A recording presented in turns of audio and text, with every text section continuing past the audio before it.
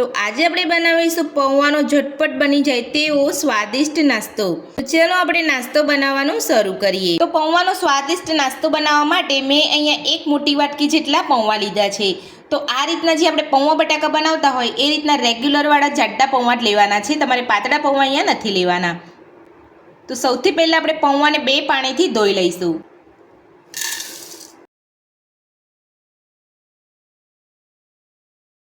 તો પૌવાને મેં અહીંયા 2 વાર પાણીથી ધોઈ લીધા છે। તો હવે આપણે પૌવાને ઢાંકીને રહેવા દઈશું। તો હવે આપણે નાસ્તો બનાવવા માટે 1 વાટકી બેસન લઈશું। તો બેસનને સૌથી પહેલા આપણે એક પેનની અંદર લઈ અને શેકી લઈશું। તો બેસનને શેકવા માટે મેં અહીંયા ગેસ ઉપર એક પેન રાખ્યું છે। તો પેન આપણું અહીંયા ગરમ થઈ ગયું છે। તો હવે આપણે 1 વાટકી બેસનને આપણે અહીંયા શેકી લઈશું। તો ગેસની મીડિયમ ફ્લેમ ઉપર જ આપણે અહીંયા બેસનને શેકવાનું છે, ફૂલ ગેસ આપણે નથી રાખવાનો, અને 2 થી 3 મિનિટ માટે જ આપણે શેકવાનું છે, વધારે પડતું બેસનને નથી શેકવાનું। તો 2 થી 3 મિનિટ જેટલું થઈ ગયું છે ને આપણું બેસન અહીંયા સરસ રીતે શેકાઈ ગયું છે। તો હવે આપણે ગેસની ફ્લેમ બંધ કરી દઈશું। તો હવે આપણે બેસનને એક ડીશની અંદર કાઢી લઈશું અને આપણે નાસ્તાનો વઘાર તૈયાર કરીશું। નાસ્તાનો વઘાર તૈયાર કરતા પહેલા આપણે અહીંયા પૌવાને ચેક કરી લઈશું। તો તમે જોઈ શકો છો અહીંયા પૌવા એકદમ સરસ રીતે પલળી ગયા છે। તો જ્યારે પણ તમે આ રીતે પૌવા પલાળો ત્યારે તમારે અહીંયા પૌવાને સાફ કરી અને ચાળીને જ લેવાના છે, તમારે અહીંયા ચાળ્યા વગર પૌવાને નથી લેવાના। તો હવે આપણે નાસ્તાનો વઘાર તૈયાર કરીશું। તો નાસ્તાનો વઘાર કરવા માટે મેં અહીંયા ગેસ ઉપર એક વઘાર્યું રાખ્યું છે, તેની અંદર આપણે 1 ચમચી જેટલું તેલ ઉમેરીશું। તો તેલ આપણે અહીંયા વધારે નથી લેવાનું, આ રીતે ઓછા તેલની અંદર આપણે અહીંયા નાસ્તો બનાવવાનો છે। હવે આપણે તેલને ગરમ થવા દઈશું। તો તેલ આપણું અહીંયા ગરમ થઈ ગયું છે। તો હવે આપણે તેની અંદર નાની અડધી ચમચી જીરું ઉમેરીશું, સાથે જ અડધી ચમચી જેટલી હિંગ ઉમેરીશું, ઝીણા કટ કરેલા લીલા મરચાં ઉમેરીશું। તો લીલા મરચાંનું પ્રમાણ તમે તમારા ટેસ્ટ પ્રમાણે વધુ કે ઓછું કરી શકો છો। મેં અહીંયા 2 થી 3 લીલા મરચાં લીધા છે।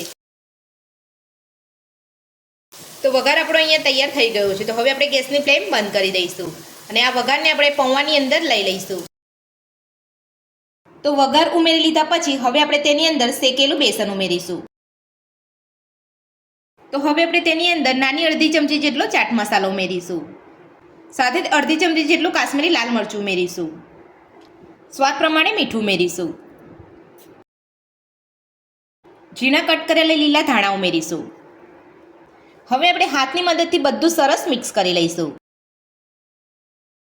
અને પાણી ઉમેર્યા વગર આપણે મીડિયમ કડક લોટ બાંધી લઈશું।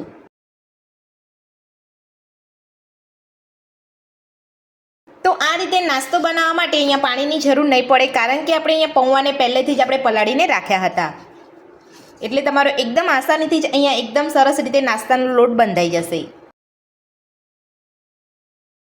તો પાણીનો ઉપયોગ કર્યા વગર જ આપણે અહીંયા એકદમ સરસ રીતે લોટ બાંધી લીધો છે। તો હવે આપણે લોટની ઉપર નાની અડધી ચમચી જેટલું તેલ ઉમેરી અને સરસ રીતે આપણે મિક્સ કરી લઈશું। તો નાસ્તાનો લોટ આપણો અહીંયા બંધાઈને તૈયાર છે। તો હવે આપણે તેને ઢાંકીને 10 મિનિટ માટે રહેવા દઈશું। તો 10 મિનિટ થઈ ગઈ છે। તો હવે આપણે નાસ્તાના લોટને ચેક કરી લઈશું।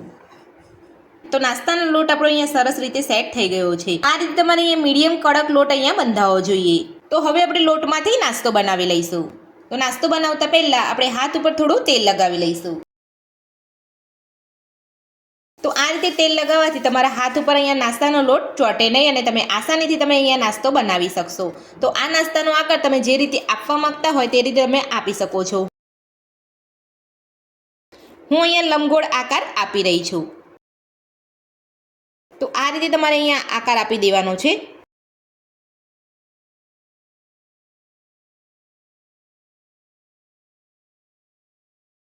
તો બધા જ લોટમાંથી આપણે આ રીતનો નાસ્તો બનાવી લઈશું। તો બધા જ લોટમાંથી મેં અહીંયા નાસ્તો બનાવી લીધો છે અને તમે જોઈ શકો છો નાસ્તાનો અહીંયા સરસ લંબગોળ આકાર આપી દીધો છે। તો હવે આપણે નાસ્તાને ખૂબ જ ઓછા તેલની અંદર ફ્રાય કરી લઈશું, એટલે કે સેલો ફ્રાય કરી લઈશું। નાસ્તાને અહીંયા સેલો ફ્રાય કરવા માટે મેં અહીંયા પેનની અંદર તેલ ગરમ કરવા મૂકી દીધું હતું અને તેલ આપણું અહીંયા મીડિયમ ગરમ થઈ ગયું છે। તો હવે આપણે તેની અંદર નાસ્તાને સેલો ફ્રાય કરી લઈશું।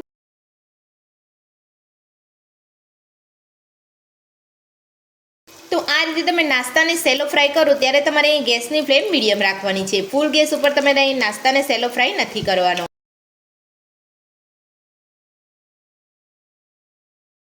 તો જેટલો નાસ્તો તમારે અહીંયા પેનની અંદર આવે એટલો નાસ્તો તમારે અહીંયા લઈ લેવાનો છે। તો હવે આપણે ગેસની મીડિયમ ફ્લેમ ઉપર નાસ્તાને ફ્રાય થવા દઈશું।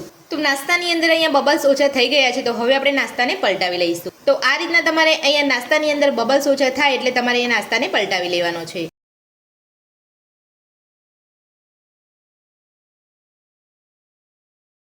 તો બીજી બાજુ પણ નાસ્તાને અહીંયા ફ્રાય થવા દઈશું. તો તમે અહીંયા જોઈ શકો છો નાસ્તાનો કલર અહીંયા ગોલ્ડન બ્રાઉન આવી ગયો છે અને નાસ્તો આપણો અહીંયા સરસ ક્રિસ્પી અહીંયા તળાઈને તૈયાર થઈ ગયો છે. તો હવે આપણે બધા જ નાસ્તાને કાઢી લઈશું અને આ જ રીતે આપણે બધા નાસ્તાને તળી લઈશું. તો તમે અહીંયા જોઈ શકો છો એકદમ ક્રિસ્પી નાસ્તો અહીંયા આપણો બન્યો છે. તો આ જ રીતે આપણે બધા જ નાસ્તાને સેલો ફ્રાય કરી લઈશું. તો પૌવાનો નાસ્તો આપણો બનીને તૈયાર છે અને આપણે એક પ્લેટની અંદર સર્વ પણ કરી લીધો છે. તો પૌવાનો નાસ્તો બનાવવાની રીત તમને મારી આ કેવી લાગી મને કોમેન્ટ બોક્સમાં જરૂરથી જણાવજો. આજની રેસીપી પસંદ આવી હોય તો વિડીયોને લાઇક કરજો, ચેનલને સબસ્ક્રાઇબ કરજો, તમારા મિત્રોને જરૂરથી શેર કરજો. Thank you.